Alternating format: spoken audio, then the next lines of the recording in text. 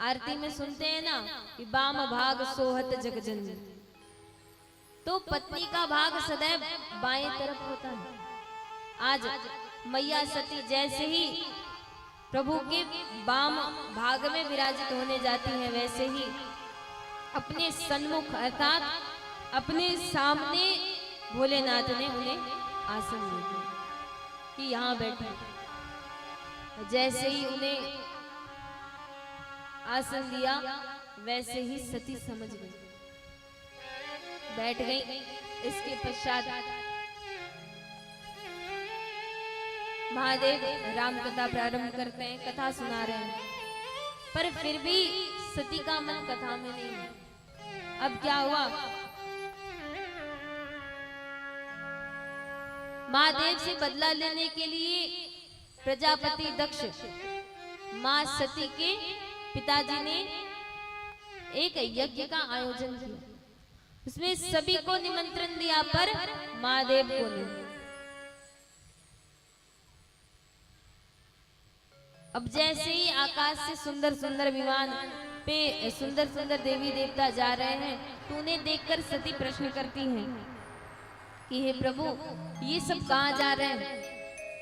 महादेव कह रहे हैं कि ये सब तुम्हारे पिता के ही घर जा रहे हैं।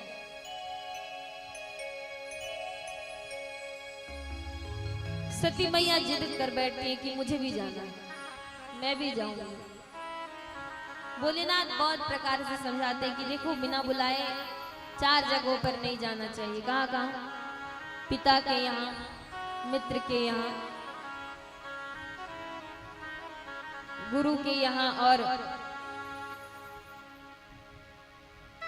किसी भी रिश्तेदार के यहाँ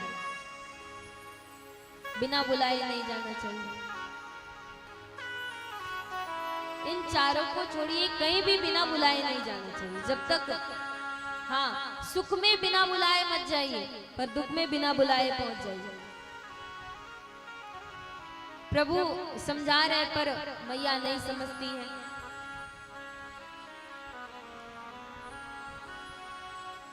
मैया को प्रभु ने विदा किया। मैया सती जैसे ही पहुंचती हैं, उन्हें कोई नहीं पूछता, केवल माँ के अलावा। माँ ने कुशल मंगल पूछा। माँ से सती कह रही है कि माँ, मैं यज्ञ प्रांगण से घूम के आती हूँ, जरा दर्शन करके आती हूँ। जैसे ही गए तो वहां जाकर देखती है कि यज्ञ में सभी देवी देवताओं के स्थान पर मेरे पति का अर्थात भोलेनाथ का करूंगी। जब तक ये तन मेरे पास रहेगा, सब मुझे दक्ष कुमारी के नाम से जानेंगे। दक्ष का अर्थ समझते हैं चतुर। दक्ष कुमारी के नाम से जानेंगे, और मैं नहीं चाहती कि मुझे कोई अब दक्ष कुमारी के नाम से जाने। इसीलिए मैया सती संकल्प लेती हैं और यज्ञ कुंड में कूदने से पहले कहती हैं कि हे आराध्य प्रभु श्री राम से कुछ वर मांग रही हैं। क्या? मंगल भवन मंगलहारी, मंगल भवन मंगलहारी, प्रभु दशरथ अजय बिहारी, सती भरत हरिशन वर मांगा, जन्म जन्म शिव पद अनुरागा, जन्म जन्म शिव पद अनुरागा, यही कारण हिमगिरि गृह जाई, जन्म पार्वती तनु पाई।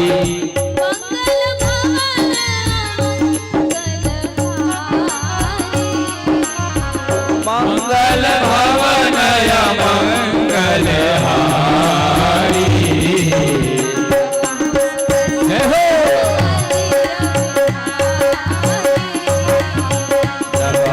दशरथ अजय बिहारी।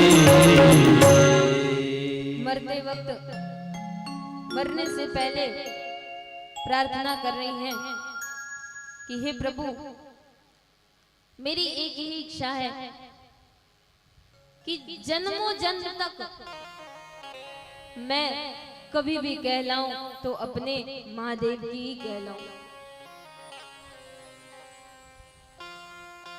भले ही मुझे किसी पत्थर के घर जन्म दे देना, पर किसी चतुर के घर जन्म मत देना। इतना कहकर उस यज्ञ कुंड में मैया सती कूद जाती है। जैसे ही यज्ञ कुंड में कूदती हैं, हर तरफ हाहाकार मच जाता है।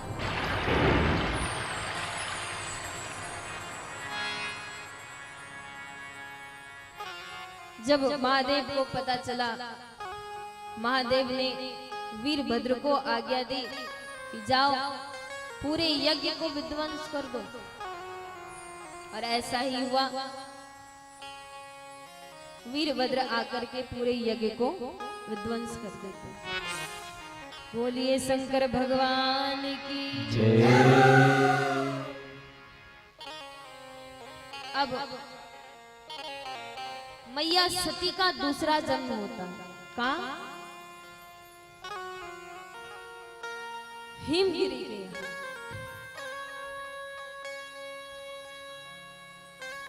उनके यहाँ उनकी पुत्री बनकर आई। जब से मैया उनके घर आई है ना, तब से सब कुछ मंगल ही मंगल हो रहा है, सब कुछ अच्छा हो रहा है। बहुत ही सुंदर वातावरण हो गया। एक दिन नारद जी शैलराज के यहाँ गए तो शैलराज कह रहे हैं कि मैंने सुना है कि आप भूत भविष्य वर्तमान सब देख सकते हैं, तो कृपया करके मेरी जो पुत्री है उनके हस्तरेखा को देखकर बताइए कि उनमें क्या क्या दोष हैं और क्या क्या गुण हैं। तो नारद जी कहते हैं ठीक है।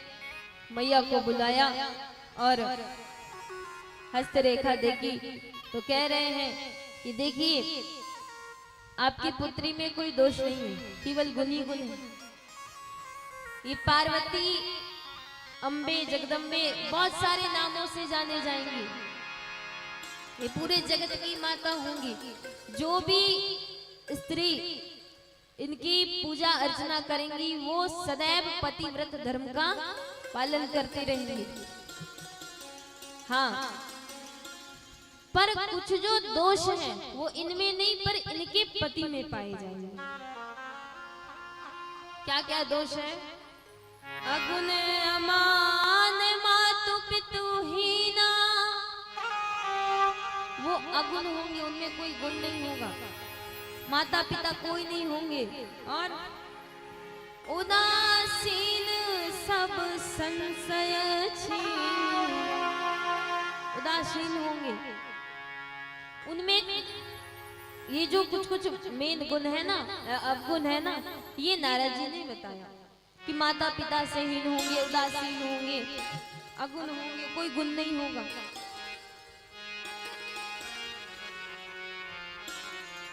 अब जैसे शैलराज सुनते हैं वैसे ही कहते हैं, अरे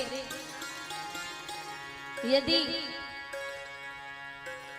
ये चार ही अवगुण हैं तो फिर गुण बचा ही क्या, है ना। नारद जी कह रहे कि देखिए ये जो अवगुण है ना, ये सीधे सीधे देख रहा हूं कि ये भोलेनाथ में है। यदि इनका विवाह भोलेनाथ से हो जाए तो ये जो दोष है ना ये गुण में बदल सकते हैं। अपनी पुत्री से कहिए कि तपस्या करे। आइए, मैया पार्वती, मैया जगदम्बा की हम सब मिलकर प्रार्थना करें। सभी भाव से ताली बजाते हुए गाइए। असुरनी कंदनी मैया गिरिवर नंदनी जगदम्बा माता। असुरनी कंदनी मैया गिरिवर नंदनी जगदम्बा माता। निस दिन पूजे विष्णु शंभु विधाता जगदम्बा माता। निस दिन पूजे विष्णु शंभु विधाता जगदम्बा माता। असुरनी कंदनी मैया गिरिवर नंदनी जगदम्बा माता। असुरनी कंदनी मैया गिरिधर जगदम्बा माता।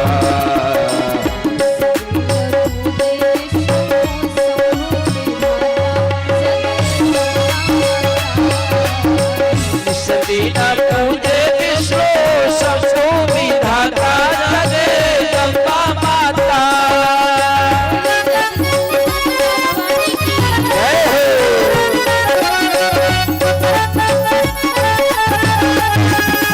हरि बोल।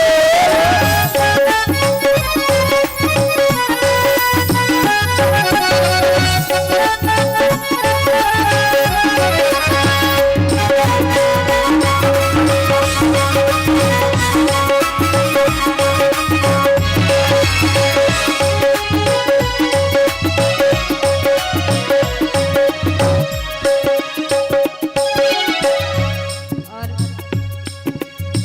सुंभनी सुंभनी पार्वती माई।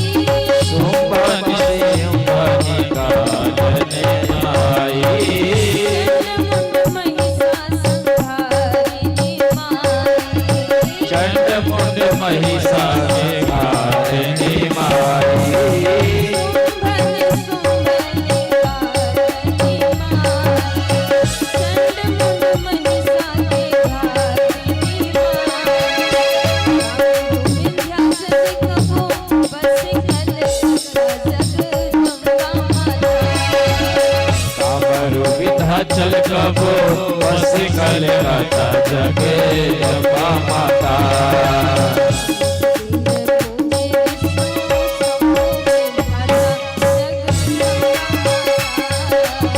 निस दिन पूजे विष्णु शंभु विधाता जगदम्बा माता।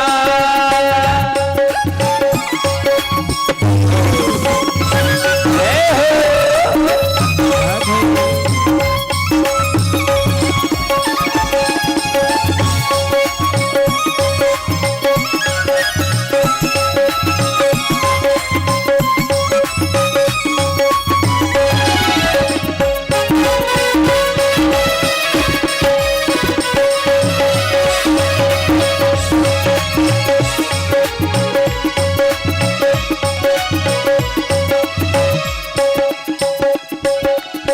हिमशल वाहिनी के काली के कराली से। भीम सलवाहिनी के काली कर तली के। आदिशक्ति माई के हे जग। ओ आदिशक्ति माई के हे जग। प्रतिपाली के। आदिशक्ति माई के ही जगत प्रतिपाली के। जगत जननी जस विश्व विख्याता जगदम्बा माता। जगत जननी जस विश्व विख्याता जगदम्बा माता।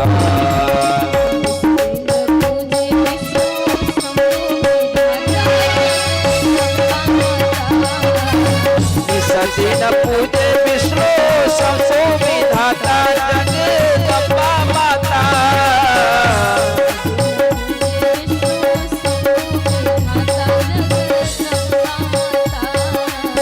निस दिन पूजे विष्णु शंभु विधाता जगदम्बा माता।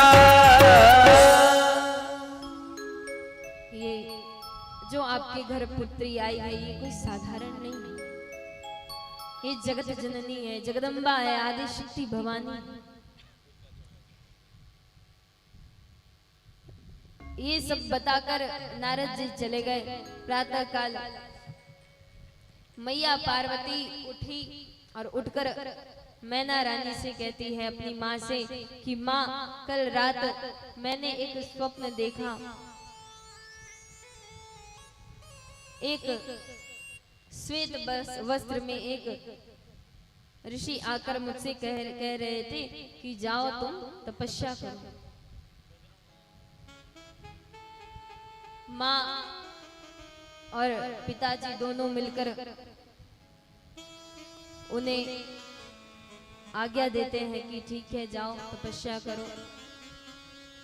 तपस्या करने चली गई।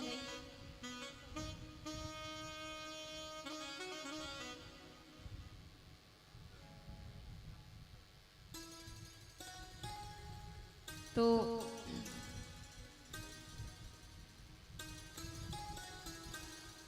तपस्या करने गई। जब से मैया सती अपने तन को छोड़ी नहीं, त्याग कर गई नहीं, तब से भोलेनाथ कभी इधर कभी उधर, कभी किसी को राम कथा सुना रहे, कभी किसी को राम कथा सुना रहे। अब राम जी सोच रहे हैं कि यदि ये इसी तरह भटकते रहेंगे तो फिर आगे का कार्य कैसे होगा। राम जी आज भोलेनाथ के पास गए और जाकर कहते हैं कि हे भोलेनाथ, आज मैं आपको कथा सुनाने आया हूं। भोलेनाथ कह रहे ये तो मेरा अहोभाग्य, सुनाइए। पर राम जी ने अपनी कथा नहीं सुनाई।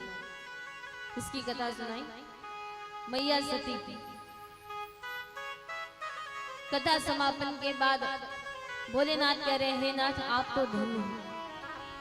जिसने आप पे संशय किया था, आपने उन्हीं की चरित्र हमें सुनाई। राम जी कह रहे कि सुनाई तो, पर कुछ दक्षिणा भी चाहिए। क्या दक्षिणा? वो कह रहे कि देखो, सती का दूसरा जन्म हो चुका है। शैलराज के यहाँ सती ने दूसरा जन्म लिया, मैया पार्वती बनकर आई। मैं चाहता हूं कि आप उनसे विवाह करें। भोलेनाथ कह रहे हैं कि यदि ये आपकी इच्छा है तो मैं तैयार हूं। भोलेनाथ वापस आए और सप्त ऋषियों को कहा कि जाइए मैया पार्वती की परीक्षा लीजिए। परीक्षा नहीं, जाकर उनके संशय को दूर करिए, जाकर उन्हें संदेश दीजिए कि मैं विवाह के लिए तैयार हूं। इधर मैया पार्वती तपस्या में लगी थी। सप्तऋषि गए और जाकर कहते हैं कि हे देवी, आप किसके लिए इतनी घोर तपस्या कर रही हैं? मैया कह रही है कि देखिए, यदि मैं आपको बताऊंगी तो आप सब मुझ पे हंसेंगे। मैं अपने गुरुदेव नारद जी की बात को मानकर भोलेनाथ को अपने पति के रूप में पालूं, इस वजह से मैं तपस्या कर रही हूं। सप्तऋषि हंसने लगे। आप उन नारद जी की बात में आकर इतनी बड़ी तपस्या कर रही हैं, और वो भी भोलेनाथ के लिए, जो हमेशा स्मशान में रहते हैं, ना उनका घर है, ना कोई माता, ना पिता, कोई अता पता नहीं है। यदि आप चाहे तो मैं आपको जगतपति लक्ष्मीपति श्री नारायण जी के साथ विवाह करवा सकता हूँ। मैया ने कहा कि नहीं, यदि भोलेनाथ खुद आकर मुझे मना करके चले जाए तो भी मैं अब पति उन्हीं को मानूं। सप्तऋषि ने कहा कि ठीक है, यदि आपने ठान ही लिया है तो आप तैयार हो जाइए। भोलेनाथ भी विवाह के लिए तैयार है। सप्तऋषि आए। मैया पार्वती की बातों को जब महादेव सुनते हैं तो उनमें प्रेम जागृत हुई, जिस वजह से वो वापस तपस्या में लीन हो गए। अब तपस्या में लीन हो गए तो उन्हें जगाया कैसे जाए? तो जगाने के लिए सभी देवी देवता ने कामदेव को भेजा। कामदेव गए अब जहां राम तहां काम नहीं और जहां काम तहां राम नहीं। राम जी सोच रहे हैं, देखिए ऐसे तो कामदेव के बस में भोलेनाथ आ जाए ऐसा हो ही नहीं सकता। क्यों? क्योंकि उनके हृदय में हमेशा प्रभु का वास है, राम जी रहते हैं। तो कामदेव की तो कोई शक्ति ही उन पे नहीं चली। तो क्या किया जाए? तो जैसे ही कामदेव ने अपनी वान को छोड़ा वैसे ही राम जी उनके हृदय से अंतर ध्यान हो गए, क्योंकि राम जी जानते थे कि मैं इनके हृदय से गायब होऊंगा तो महादेव विचलित हो जाएंगे। और जैसे ही राम जी हटे, इधर बाण लगी, वैसे ही महादेव विचलित हो गए कि मेरे प्रभु कहाँ गए। जैसे ही नेत्र खुला वैसे ही दृष्टि सबसे पहले कहाँ गई? कामदेव। अब जैसे ही कामदेव को देखा वैसे ही प्रभु ने अपने क्रोध से तीसरे नयन को खोला और कामदेव को जलाकर भस्म कर दिया। बोलिए शंकर भगवान की जय। अब फिर से वापस, अब जैसे ही कामदेव जल के भस्म हुए, कामदेव की पत्नी रति रोते रोते महादेव के चरणों में आई कि हे नाथ अब मैं कहाँ जाऊंगी। तो महादेव कहते हैं कि रति तुम चिंता मत करो, जब प्रभु का अवतार कृष्ण अवतार में आएंगे तब उन्हीं के सबसे बड़े पुत्र तुम्हारे पति के रूप में तुम्हें प्राप्त होंगे। इस प्रकार और भी प्रसंग है, समय अधिक हो गया है, इसीलिए अब हम सब आज के अंतिम प्रसंग से विवाह की ओर चलते हैं। अब जैसे ही कामदेव जलकर भस्म में, भोलेनाथ वापस से अंतर ध्यान हो गया। अब सभी देवी देवता सोच रहे अब इन्हें कैसे जगाया जाए। उसी समय एक तारकसुर नाम का असुर आया, जिसे ब्रह्मा जी ने वरदान दे रखा था कि इनकी मृत्यु महादेव के ही संतान से हुई। सभी देवी देवता सोच रहे कि अब उन्हें जगाया जाए तो कैसे जगाया जाए, क्या करें। ब्रह्मा जी गए और जाकर प्रार्थना की, वंदना की कि हे नाथ जागिए। भोलेनाथ जगते हैं और पूछते हैं कि क्या बात है, आज आप सभी एक साथ। ब्रह्मा जी कह रहे कि देखिए हम सबकी इच्छा है कि हम आपके विवाह का दर्शन करें। भोलेनाथ कहते हैं ठीक है। अब जैसे ही भोलेनाथ तैयार हुए, इधर हिमांचल शैलराज को पता चला, सब तैयारी में लग गए। आइए आप और हम सब मिलकर भोलेनाथ की बारात में शामिल होते हैं, देखते हैं कि कैसी कैसी तैयारी है। सब अपने अपने में लग गए, सब खुद ब खुद तैयार होने लगे। अब इधर भोलेनाथ को कोई तैयारी नहीं कर रहा। तो भोलेनाथ को कौन तैयार कर रहे हैं? उनके गण। समय कम है, इसीलिए आइए भजन के द्वारा मैं आपको उनके श्रृंगार का दर्शन करवाती हूँ। सभी देखिए, मैं समझ रही हूँ समय अधिक हो चुका है, नींद का समय हो चुका है, सबको नींद लगी है। सभी ताली बजाते हुए गाइए तो नींद नहीं आएगी। श्रृंगार हो खता हो, श्रृंगार हो खता, श्रृंगार हो खता हो, श्रृंगार हो खता।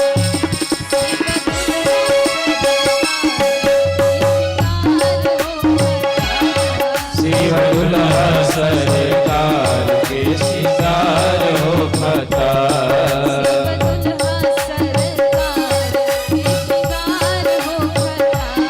शिव दुल्हा सरकार के शिकार हो खता।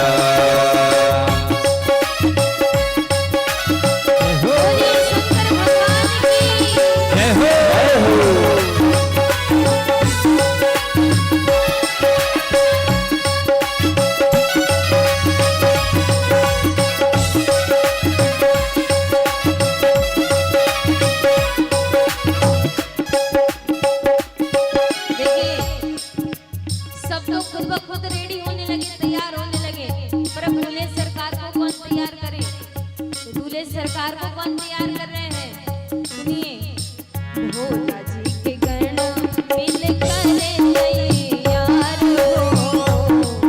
के गण मिली करे तैयार हो। प्रभु के गण मिलकर उनको सजा रहे हैं और देखिए कितनी अद्भुत श्रृंगार है। मुकुट किस चीज की है?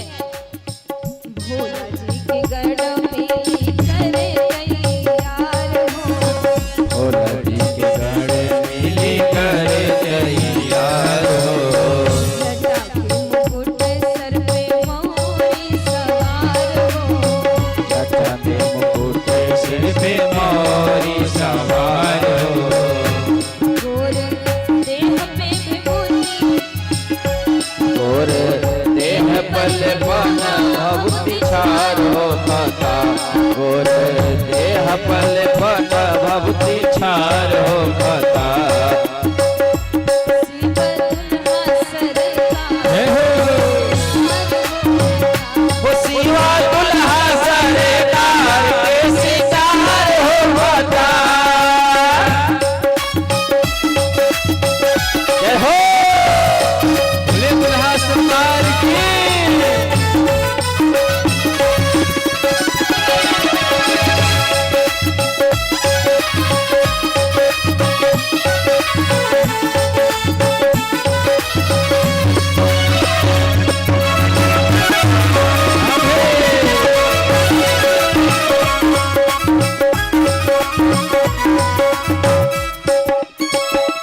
और महादेव देख रहे हैं कि सभी देवी देवता अलग अलग अपने मुख के अनुसार सुंदर सुंदर आभूषण गहने पहन रहे हैं। भोलेनाथ के गहने क्या हैं? सर के कंगन कुंडल मुंड माल हार हो।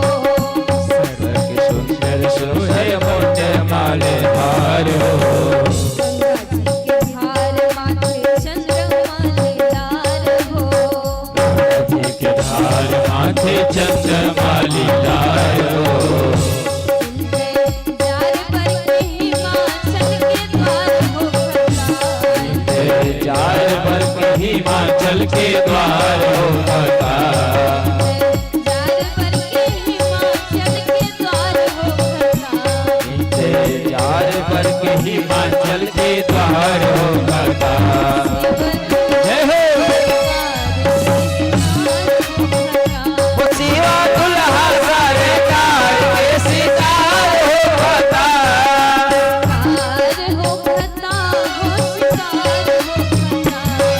शिकार हो खता हो शिकार हो खता।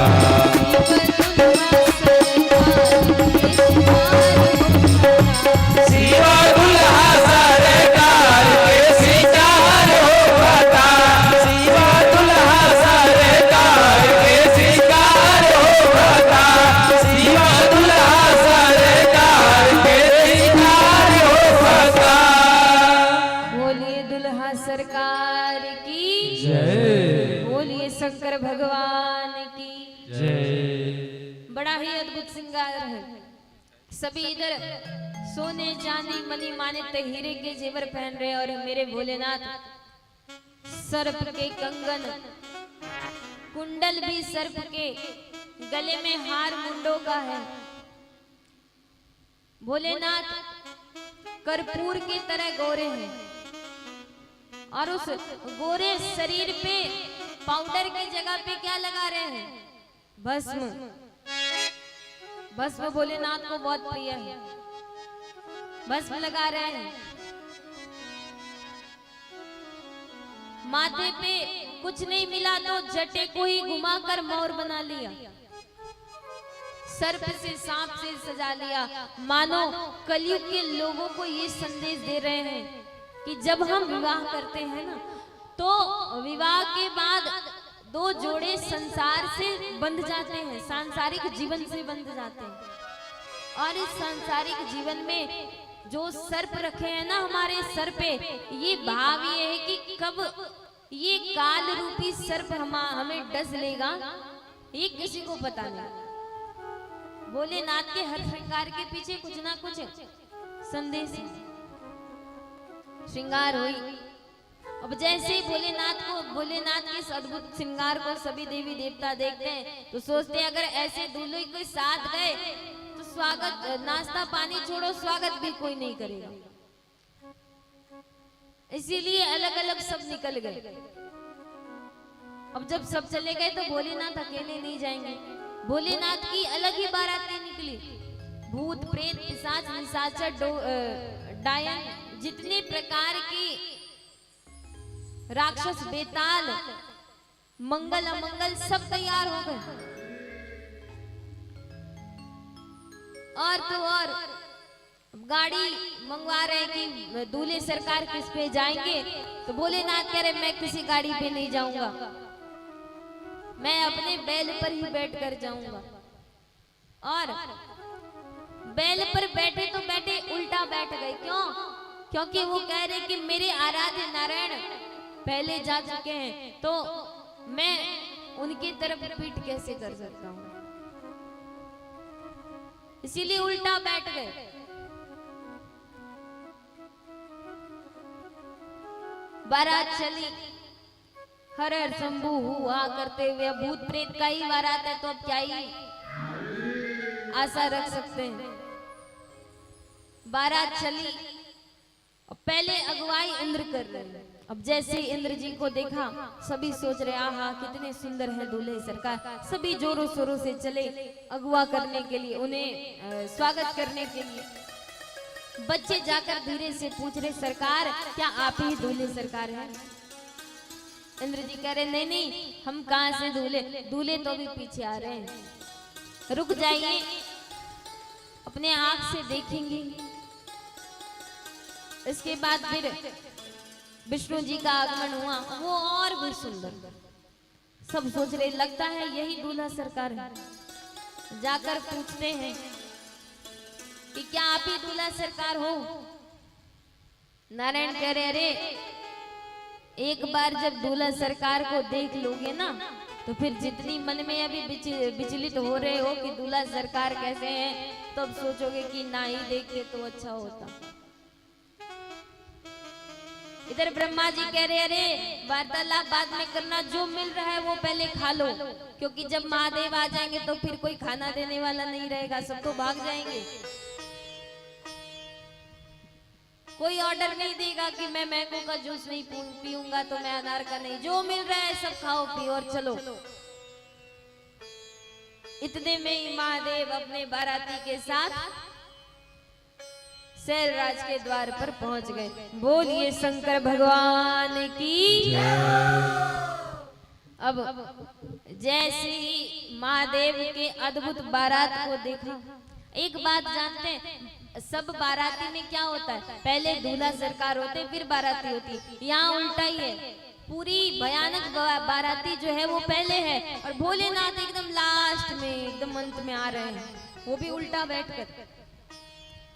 अब जैसे ही ऐसे बारात को देखा, बच्चे जो जोर जोर से खड़े थे दूल्हा सरकार कैसे होंगे, दूल्हा सरकार कैसे होंगे, भागे, ऐसे भागते भागते गए और जा करके जोर से घर का गेट लगाया और कहा अरे माँ गेट मत खोलना मत खोलना मत खोलना। माँ पूछ रहे अरे क्या हो गया, अरे सांस तो लेने दे। माँ पूछ रही है आखिर ऐसा क्या देख लिया, ऐसी बारात आ गई क्या? तो बच्चे कह रहे माँ मैं तो कैसे भी बच के आ गया, पर तू मत जाना देखने के लिए, बहुत ही भयानक बारात है, मानो यमराज अपने दूतों को लेकर स्वयं आ गया है। अच्छा तो दूल्हा सरकार कैसे है? उनके लिए तो पूछो ही मत, वो तो साक्षात यमराज ही हैं। बच्चों को उनकी माँ समझा रही है कि नहीं नहीं बेटा ऐसा नहीं कहते। सभी डर के मारे पूरे जनवासा में जो भीड़ लगी थी वो पूरा जनवासा खाली हो गया, कोई स्वागत करने के लिए है ही नहीं। अब जब पता चला कि बारात आ गई है तो मैना रानी चली परिचय करने के लिए, स्वागत करने के लिए। जैसे ही महादेव के रूप को देखा, जो आरती करने के लिए गई थी, महादेव के रूप को देखकर वही बेहोश होकर गिर पड़ी। आरती की थाल छूट गई। मैना रानी लगी रुदन करने कि ये नारद जी की वजह से क्या हो गया। आने दो उन्हें, मैं छोड़ूंगी नहीं। मेरी फूल जैसी बेटी, और इन्हें देखो ना ढंग का कपड़ा है तुम पे, जटा सांप बिच्छू सबसे लदे हुए हैं। मेरी पुत्री इनके साथ कैसे रहेगी, यही विचार कर रहे थे। इतने में नारद जी आए और समझाया कि देखिए आप अपनी पुत्री को साधारण मत समझिए। वो जननी है, वो जगत जननी है, वो पूरे विश्व की माँ है, पूरे सृष्टि की माता है। आप चिंता मत करिए, उल्टा आप अपने आप को उनके शरण में समर्पित कर दीजिए। और भोलेनाथ कोई साधारण नहीं है, भोलेनाथ भी इस जगत के पिता हैं।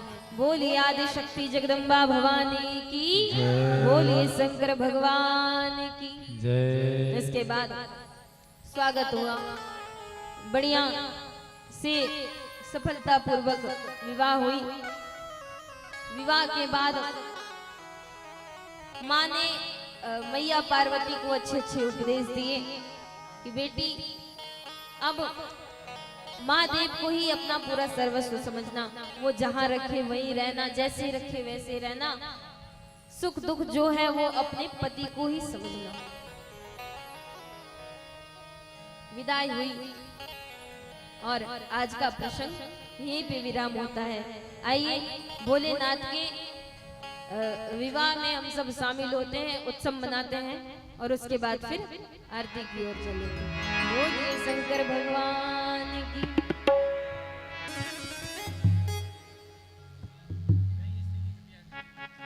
श्री राधे। कल राम जन्म है तो आग्रह आज सबसे ये होगा कि आप सब समय से आइएगा। कल की कथा भी बहुत सुंदर है। यदि आप सबसे हो तो पीले पीले कपड़े पहन कर आइएगा, क्योंकि पीला रंग बहुत शुभ होता है। कहीं पे जन्म में जाइए, किसी के छठिहार में जाइए तो देखा करिए, देखे होंगे कि पीला रंग जो होता है वो सब कोई पहन के रहते हैं। तो कल तो हमारे प्रभु का जन्म है, तो सभी कल पीले पीले वस्त्र कोशिश करिएगा कि पहन के आइएगा। बोलिए सियावर रामचंद्र की।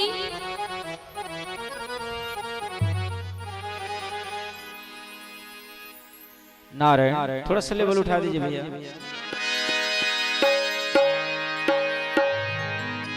नारायण नारायण।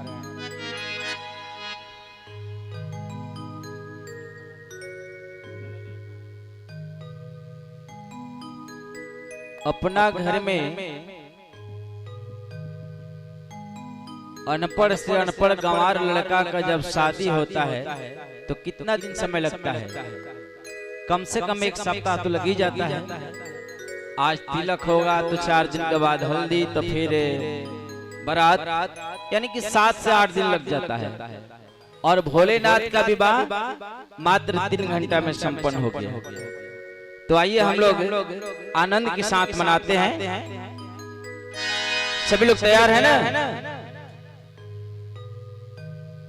अच्छा, जोड़ी का जवाब नहीं।